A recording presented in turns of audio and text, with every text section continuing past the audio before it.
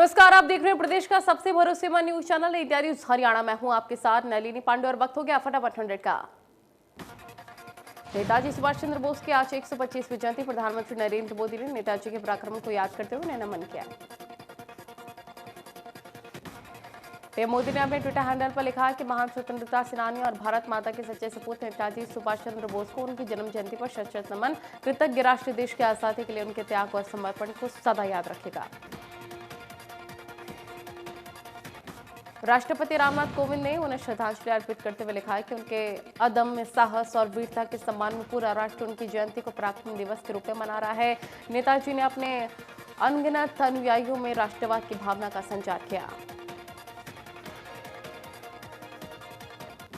बंगाल में विधानसभा चुनाव से पहले नेताजी सुभाष चंद्र बोस की 125वीं जयंती देश भर में भव्य स्तर पर मनाई जा रही है। बोस की जयंती के अवसर पर प्रधानमंत्री नरेंद्र मोदी बंगाल के दौरे पर रहेंगे। पीएम कोलकाता में आयोजित पराक्रम दिवस समारोह को संबोधित करेंगे। पीएम नेताजी की याद में एक स्मारक सिक्का और डाक टिकट भी जारी करेंगे। बंगाल दौरे पर प्रधानमंत्री नेताजी के जीवन पर आधारित एक स्थायी प्रदर्शनी और एक प्रेजेंटेशन मैपिंग शो का भी उद्घाटन करेंगे। केंद्र सरकार ने देश के प्रति नेताजी सुभाष चंद्र बोस की निस्वार्थ सेवा का सम्मान करने और उन्हें याद करने के लिए हर साल 23 जनवरी को पराक्रम दिवस के रूप में मनाने का फैसला किया। टीएमसी इस दिन को देश नायक दिवस के रूप में मना रही है। सीएम मनोहर लाल ने ट्वीट करके नेताजी को श्रद्धांजलि दी। ट्वीट करके लिखा है, सुभाष चंद्र बोस के प्रेरक नारों ने लोगों में देशभक्ति का संचार कर अंग्रेजी शासन की नींव हिला दी।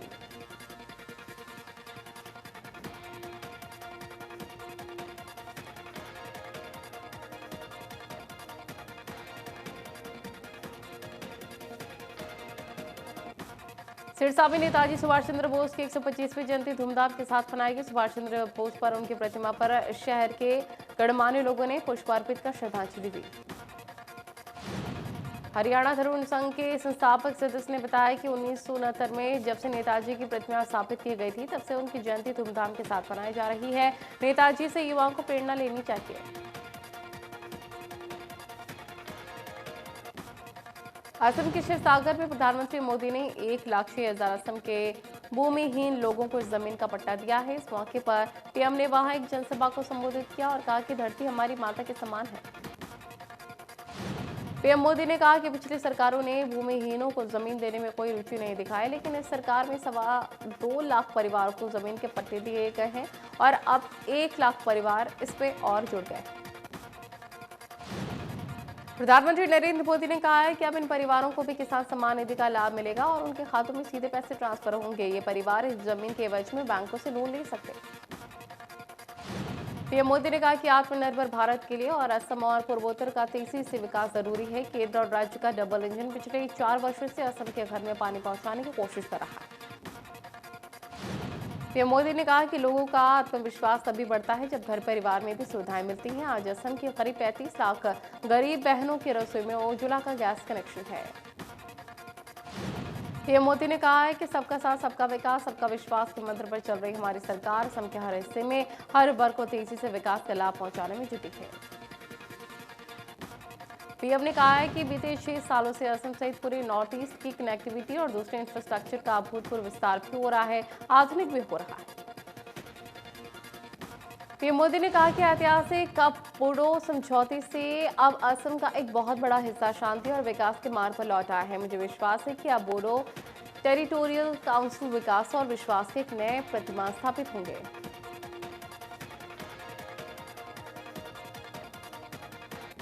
सोनीपत के सिंह बॉर्डर पर किसान अपनी मांगों को लेकर डटे हुए हैं। किसानों ने प्रेस कॉन्फ्रेंस के दौरान किसान नेताओं को मारने की साजिश के आरोप लगाए और एक आरोपी को पुलिस को सौंपा है। गिरफ्तार आरोपी सोनीपत के जीवननगर के रहने वाले और योगेश इसका नाम बताया जा रहा है। फिलहाल सोनीपत डीएसपी अंसराज के नेतृत्व में पुलिस आरोपी से पूछताछ करेगी। पकड़े गए आरोपी से हथियार सप्लाई करने की बात को पुलिस इनकार कर रही है। पुलिस का कहना है कि अभी कोई बात सामने नहीं आई है। किसानों से भी बातचीत की जाएगी और फिर आगे की कार्रवाई की जाएगी।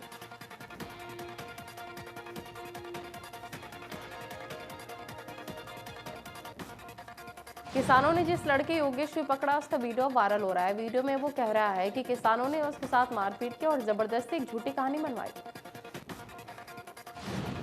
युवक की मां ने उसके बयानों पर सवाल खड़े किए हैं। कहा कि उनका बेटा 20 तारीख को ड्यूटी का नाम लेकर गया था। पुलिस पूछताछ के लिए योगेश के पिता और भाई को लेकर गई है, जिस पर योगेश की मां ने कहा है कि उसके मामा की डेथ हो चुकी है और उनके परिवार के साथ उनका कोई संपर्क नहीं।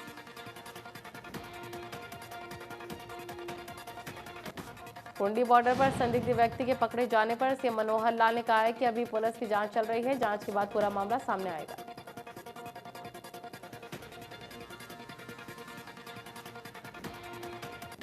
किसान आंदोलन को लेकर बीजेपी के पूर्व प्रदेश अध्यक्ष सुभाष बराला ने कहा कि सरकार किसानों के मुद्दे पर किसी तरीके का गतिरोध नहीं चाहती। सरकार की तरफ से हर बार कोशिश की गई इस समस्या का समाधान हो। बराला ने कहा कि 26 जनवरी को लेकर इस तरह की बातें आ रही हैं, इससे कहीं ना कहीं तनाव देखने को मिल रहा है। कोई भी देशभक्त किसान या नागरिक 26 जनवरी के कार्यक्रम में बाधा नहीं डालेगा। किसान संगठनों के पकड़े गए संदिग्ध व्यक्ति के मुद्दे पर सुभाष बराला ने कहा कि पकड़े गए संदिग्ध युवक की मंशा जांच के बाद सामने आएगी, लेकिन जिस तरीके से बातें सामने आई हैं उससे इस युवक की मंशा सही नहीं लगती। संयुक्त किसान मोर्चा के आह्वान पर करनाल के किसानों ने ट्रैक्टर परेड में शामिल होने के लिए कमर कस ली है, जिसके लिए किसान जिले के अलग अलग गांवों में जाकर किसानों को परेड के लिए निमंत्रण दे रहे हैं। किसान नेता परेड में जिले के 20,000 से ज्यादा ट्रैक्टरों की भागीदारी की उम्मीद कर रहे हैं। किसान अपने ट्रैक्टरों में ग्रीस और ऑयल डलवा रहे हैं ताकि उन्हें दिल्ली कूच करते समय किसी भी तरह की दिक्कत ना हो। बाकी जिला अध्यक्ष ने कहा है कि ट्रैक्टर परेड शांतिपूर्ण तरीके से होगा और वो 24 जनवरी को करनाल से दिल्ली के लिए रवाना होंगे। सरकार को तीनों कृषि कानून वापस लेने चाहिए।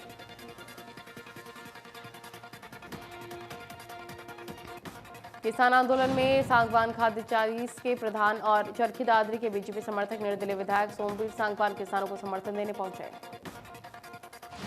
विधायक सोमवीर सांगवान ने कहा है कि हम किसान के घर में पैदा हुए हैं, किसान हैं, इसलिए किसानों के साथ जीना और किसानों के साथ ही मरना है। जींद के गांव बड़ौदा में सभी ग्रामीणों ने मिलकर जनमन के नुकसान की जिम्मेदारी ली है और गांव के 35 लाख रुपए इकट्ठा किए हैं। ग्रामीणों ने कहा है कि गांव के किसी भी ट्रैक्टर को दिल्ली परेड के दौरान अगर कोई नुकसान होता है तो इस पैसे से मदद की जाएगी। गांव में पंचायत करके सामूहिक फैसला लिया गया है। ग्रामीणों ने बताया कि गांव में 200 के करीब ट्रैक्टर हिस्सा लेंगे, जो 24 जनवरी को दिल्ली के टिकरी बॉर्डर के लिए रवाना होंगे। जानमाल के नुकसान की जिम्मेदारी लेने वाला जिले का ये पहला गांव है। ग्रामीणों ने कहा कि आंदोलन में ट्रैक्टर के जत्थे के साथ बैरिकेडिंग हटाने के लिए भी साधन लेकर रवाना होंगे। 2 बार के मैराथन विजेता और पंजाब के लुधियाना के रहने वाले 71 वर्षीय बुजुर्ग मैराथन मैन ने किसानों की आवाज बुलंद करने के लिए पैदल यात्रा शुरू की है। जींद से होकर गुजर रहे मैराथन मैन ने बताया है कि वो 300 किलोमीटर का सफर पैदल ही तय करेंगे। बुजुर्गों ने बताया है कि उनके पास जमीन नहीं पर जमीर है, इसलिए किसानों के लिए यात्रा शुरू की है। कि मैराथन उनकी जिंदगी की सबसे लंबी दौड़ है और किसानों की आवाज बुलंद करने के लिए वो दिल्ली के लिए निकले। बुजुर्ग ने बताया है कि वो एक दिन में 75 किलोमीटर के आसपास की दूरी तय कर रहे हैं। बुजुर्ग कभी दौड़ लगाता है तो कभी पैदल चलकर अपना सफर तय कर रहा है। हरियाणा सरकार ने बदला अपना फैसला। डीटीओ और रोडवेज जीएम की पोस्ट पर एचपीएस लगाने के फैसले को बदला गया है। एचपीएस अधिकारी सभी जिलों के डीटीओ और रोडवेज जीएम होंगे और चीफ सेक्रेटरी विजय वर्धन ने आदेश जारी किया। पानीपत के समाना हॉस्पिटल में शवगृह मृतकों की पोस्टमार्टम के लिए बनाया गया, लेकिन अब यहां पर गाड़ियों की धुलाई भी शुरू हो चुकी है। सिविल हॉस्पिटल के शवगृह में जो गाड़ी धोई जा रही है वो किसी डॉक्टर की बताई जा रही है और हॉस्पिटल का कर्मचारी गाड़ी की सफाई का काम कर रहा था। सीएमओ का कहना है कि ये मेरे संज्ञान में नहीं है, अगर ऐसा हो रहा है तो गलत है और तुरंत एक्शन लिया जाएगा। जिस डॉक्टर की गाड़ी धुलवाई जा रही है उसे उन्होंने छुट्टी पर बताया। भिवानी के गांव बलियाली और चाटू लहारी के ग्रामीणों ने नहरी पानी में कटौती किए जाने से नाराज होकर उपायुक्त कार्यालय पहुंचे। नहरी पानी में कटौती न करने का ज्ञापन दिया। ग्रामीणों ने कहा कि अगर नहरी पानी की कटौती होती है तो वो खेती व्यवसाय को छोड़ने पर मजबूर होंगे। पहले उन्हें 21 मिनट पानी मिलता था, जिसे घटाकर 14 मिनट कर दिया गया है। ग्रामीणों का कहना है कि वो बार बार अपने क्षेत्र के जिलेदार सिंचाई विभाग के एसडीओ और एक्सीन को लिखकर शिकायत भी दे चुके हैं, लेकिन कोई कार्रवाई न होने के चलते उन्हें मजबूरन उपायुक्त को गुहार लगानी पड़ी। कैथल में विदेश भेजने के नाम पर एक महिला सहित 5 आरोपियों ने 29 लाख की धोखाधड़ी को अंजाम दिया है। पुलिस को दी गई शिकायत में बताया गया है कि आरोपी ने वीजा लगवाने और विदेश भेजने के नाम पर ऑफिस खोला हुआ था। पुलिस को दी शिकायत में बताया गया कि आरोपी ने विदेश भेजने के नाम पर 29 लाख रुपए की धोखाधड़ी की। पुलिस ने आरोपियों के खिलाफ मुकदमा दर्ज जांच शुरू कर दी। यमुनानगर में साइबर क्राइम का मामला सामने आया है। गाड़ी की सीट लगवाने की बात कहकर एक व्यक्ति ने दुकानदार के अकाउंट से 88,000 रुपए गायब कर लिए। दुकानदार का कहना है कि आरोपी ने उससे कहा था कि वो गाड़ी भेज रहा है, पेमेंट करने के लिए वो अपना गूगल पे अकाउंट फोन नंबर भी दे। जिसके बाद हैकर ने पहले उसे 5,000 रुपए भेजे और फिर 2 बार में 88,000 निकाल लिए। दुकानदार की शिकायत मिलने के बाद पुलिस मामले की जांच में जुट गई। जल्दी आरोपी की गिरफ्तारी का दावा किया जा रहा है। गणतंत्र दिवस में सुरक्षा व्यवस्था के इंतजामों पर सीएम मनोहर लाल ने कहा कि तमाम सुरक्षा के इंतजाम सुचारू रूप से किए गए हैं। तय कार्यक्रमों के हिसाब से गणतंत्र दिवस मनाया जाएगा। गोहाना में हर साल की तरह गणतंत्र दिवस गौरवमयी ढंग से मनाए जाने के लिए देवीलाल स्टेडियम में प्रशासन तैयारियों में जुट गया है और स्टेडियम में फुल ड्रेस रिहर्सल करवाई गई है। रिहर्सल के दौरान तहसीलदार रोशनलाल ने मुख्य अतिथि के तौर पर पहुंचकर ध्वजारोहण कर परेड की सलामी ली। इस दौरान स्कूलों से आए बच्चों ने परेड में हिस्सा लिया। इस बार कोरोना को देखते हुए सभी सांस्कृतिक कार्यक्रमों को रद्द कर दिया गया है। पिछले साल के मुकाबले 5 स्कूलों को ही पीटी परेड में हिस्सा लेने की इजाजत दी गई है। कोरोना वायरस के संकट से निपटने के लिए भारत दुनिया के बाकी देशों की मदद के लिए आ गया है। भारत ने शुक्रवार से दूसरे देशों को कोरोना की वैक्सीन भेजने का काम शुरू किया है। इससे ब्राजील के राष्ट्रपति जेयर बोल्सोनारो काफी खुश हैं। ब्राजील के राष्ट्रपति ने इसके लिए भारत का आभार जाहिर करते हुए हनुमान जी की संजीवनी बूटी ले जाते तस्वीर ट्वीट की है। भारत से कोरोना वैक्सीन के 20 लाख डोजेस मिलने के बाद राष्ट्रपति ने खुशी जाहिर की है और उन्होंने हनुमान जी की संजीवनी बूटी लेकर जाते हुए तस्वीर ट्विटर पर शेयर की। जानकारी के मुताबिक भारत ब्राजील और मोरक्को को कोरोना की 20-20 लाख डोज को मुश्किल सप्लाई के तहत भेज रहा है। म्यांमार भी 15 लाख खुराक की खेप भेजी गई है। सेशल्स को वैक्सीन की 50,000 खुराक और मॉरिशस को 1 लाख खुराक भेजी जाएंगी। प्रदेश के उत्तरी हिस्से में अभी कड़ाके की ठंड कम होने का नाम नहीं ले रही। मौसम विभाग के मुताबिक उत्तर भारत में मौसम का मिजाज आगामी कुछ दिनों में फिर से बदलने की उम्मीद है। यूपी, बिहार, झारखंड, पंजाब, हरियाणा में ठंड और कोहरे का कहर बरकरार है। मौसम विभाग के मुताबिक एक नया वेस्टर्न डिस्टर्बेंस एक्टिव होने की वजह से हवाओं का रुख बदल रहा है। पूर्वा हवाएं चलने से रविवार तक दिल्ली के न्यूनतम तापमान में 9 डिग्री तक बढ़ने का भी अनुमान है। आशंका जताई जा रही है कि बादल छाने से शनिवार और रविवार को न्यूनतम तापमान में बढ़ोतरी दर्ज की जाएगी। उत्तर हरियाणा के कुछ जिलों में मौसम विभाग ने बारिश का अंदेशा जताया है, तो सर्द हवाओं ने लोगों की परेशानी बढ़ा दी है। कड़कड़ाती ठंड से आम जनजीवन अस्त व्यस्त। हिसार और नानौल शिमला से भी ठंडे हो रहे हैं। हालांकि करनाल और नानौल के दिन के तापमान में बढ़ोतरी दर्ज की गई है। भिवानी में भी मौसम का मिजाज बदला है। आने वाले 3-4 दिनों तक इसी तरह कोहरा छाए रहने की उम्मीद है। ठंड किसानों के लिए फायदेमंद साबित हो रही है। प्रदेश में आगामी ग्राम पंचायत चुनावों को लेकर पुलिस द्वारा अपने इलाके के नंबरदार पंच, सरपंच और गांव के मौजूद व्यक्तियों के साथ ही मीटिंग का आयोजन भी किया गया है और पंचायत चुनावों में किसी भी तरह की अप्रिय घटना न घटे, इसको लेकर चर्चा हो। कैथल में युवा किसानों ने ट्रैक्टर मार्च निकाला। किसानों का ट्रैक्टर मार्च पूरे शहर के मुख्य मार्गों से गुजरा। इस दौरान युवा किसानों ने बताया कि किसान आंदोलन अब जन आंदोलन बन चुका है।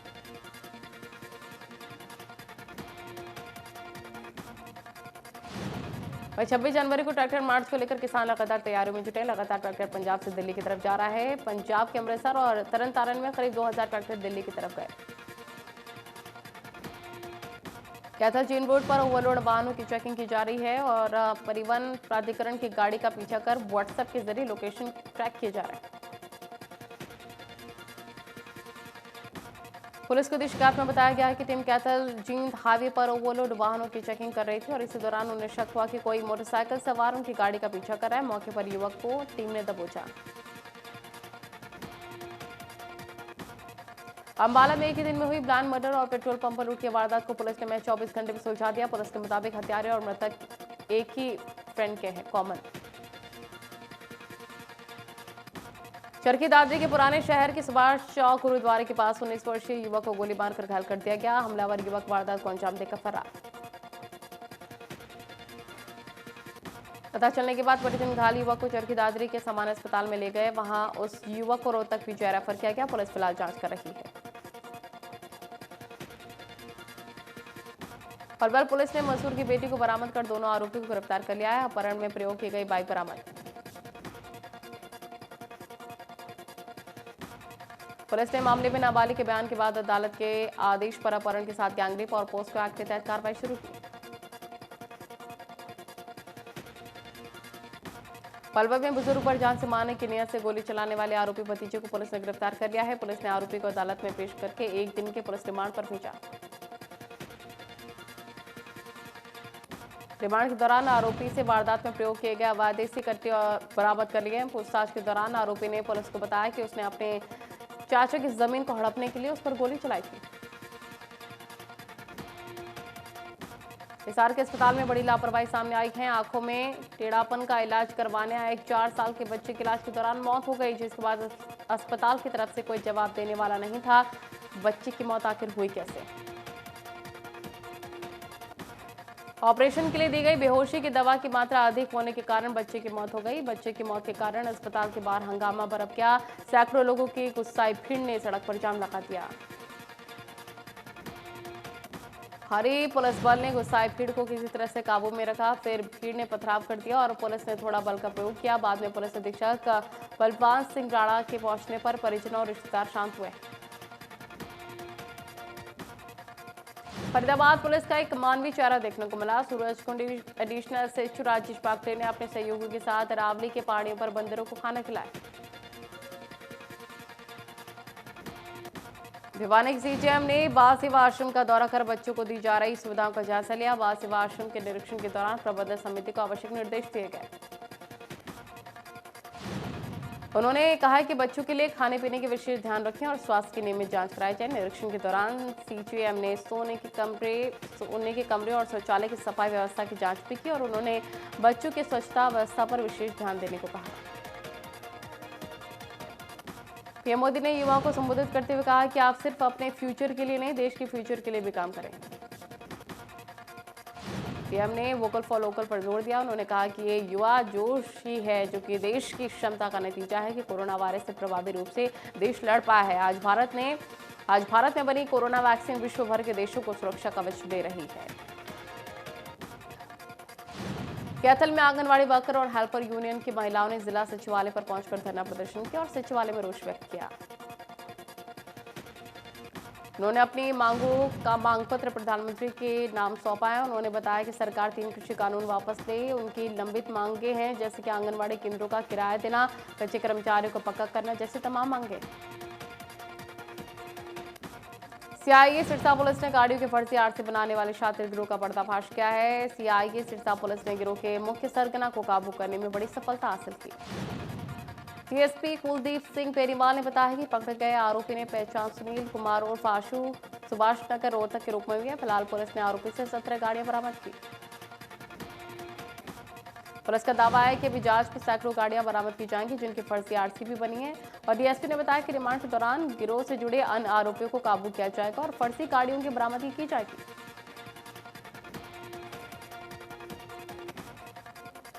फरीदाबाद के एक चौक पर महिला की चेन खींचकर भागने वाले चोर को लोगों ने पीछा करके दबोच लिया और उसकी जमकर धुनाई कर दी। महिलाओं ने चप्पलों से उसकी पिटाई की। वहीं पीड़ित महिला के बेटे ने वहां पहुंचकर डंडों से स्नैचर को पीटा। बाद में उसे पुलिस के हवाले कर दिया।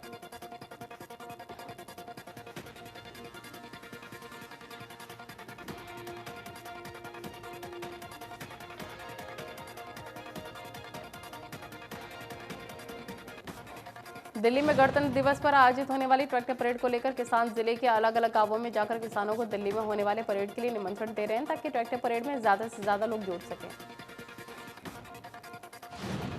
किसान नेता इस परेड में जिले के 20,000 से ज्यादा ट्रैक्टरों की भागीदारी की उम्मीद कर रहे हैं। किसानों ने कहा कि तीनों कृषि कानून किसानों के खिलाफ हैं, इन्हें तत्काल प्रभाव से सरकार द्वारा वापस लिया जाना चाहिए। कांग्रेस में अध्यक्ष पद का चुनाव इसी साल मई में कराया जाएगा। कांग्रेस वर्किंग कमेटी की बैठक में इसका ऐलान किया गया है। इस साल होने वाले विधानसभा चुनाव के बाद कांग्रेस पार्टी संगठन का चुनाव करेगी, जिसमें अध्यक्ष पद का चुनाव सबसे अहम है। कांग्रेस अध्यक्ष सोनिया गांधी की अगुवाई में कांग्रेस वर्किंग कमेटी की बैठक वीडियो कॉन्फ्रेंसिंग के माध्यम से हुई।